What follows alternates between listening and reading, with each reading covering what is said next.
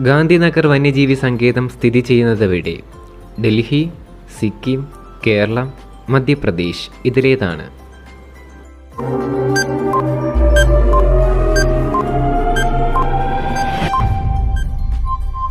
Answer Madhya Pradesh. 2024 ജനുവരിയിലെ SIPRI report പ്രകാരം ലോകത്തെ ഏറ്റവും കൂടുതൽ അണുവായുധ ശേഖരം ഉള്ളതെവിടെ? Russia, China, India, Pakistan. ഇതിലേതാണ്?